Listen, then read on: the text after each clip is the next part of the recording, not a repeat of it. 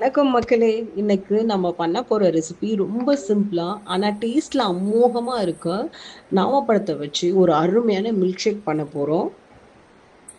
இது ஒரு summer cooler இல்லைங்களா, அதனால என்ன பண்ணுங்க, ஒரு டம்ளர்ல ஒரு ஸ்பூன் பாதாம் பிசின், ஒரு ஸ்பூன் சியா சீட்ஸ் போட்டுட்டு இதை நல்லா ஊற அளவுக்கு தண்ணியை விட்டு முன்னாடி நாளே ஊற வச்சிடுங்க.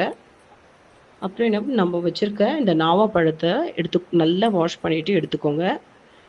இதை ஒரு பழத்தையும் இதில் இருக்கிற கொட்டையை மட்டும் தனியாக எடுத்து வச்சிடுங்க. அதுக்கு நம்ம என்ன பண்ணணும், ஒரு பழத்தையாக இந்த மாதிரி கட் பண்ணணும். இது கொஞ்சம் பேஷன்ஸ் வேணும். இது கொஞ்சம் எஃபோர்ட் போடணும், அவ்வளோதான். மற்றபடி இது ரொம்ப ஈஸியான வேலை தான். இந்த மாதிரி அழகாக கொட்டையை தனியாக பிரிச்சுட்டு பழத்தை மட்டும் தனியாக கட் பண்ணி எடுத்துக்கோங்க.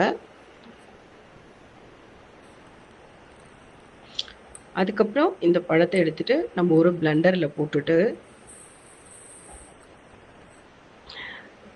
சுகர் வந்து தேவைப்பட்ட ஒரு ஸ்பூன் ஆட் பண்ணிக்கோங்க, இல்லைன்னா பரவாயில்ல. ஒரு டம்ளர் பாலை ஊற்றிட்டு இந்த பிளெண்டரில் போட்டு நல்லா பிளெண்ட் பண்ணிக்கோங்க.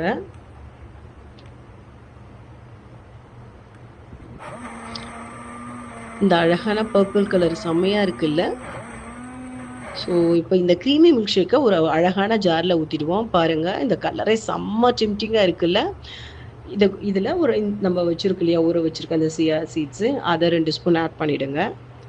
ஆட் பண்ணிவிட்டு கடைசியாக நம்ம இந்த மின்ட் லீஃபை போட்டு கார்னிஷ் பண்ணிடலாம். அவ்வளோதான், டடாய்! நம்ம பால் சர்பத் இல்லை நம்ம இந்த நவாப்பழம் மில்க் ஷேக் ரெடி. இதை ஒரு தடவை ட்ரை பண்ணுங்கள். வீடியோ பிடிச்சிருந்தால் லைக் பண்ணுங்கள். சேனலை மறக்காமல் சப்ஸ்கிரைப் பண்ணிவிடுங்க. அடுத்த ரெசிபியில் சந்திக்கலாம். நன்றி மக்களே.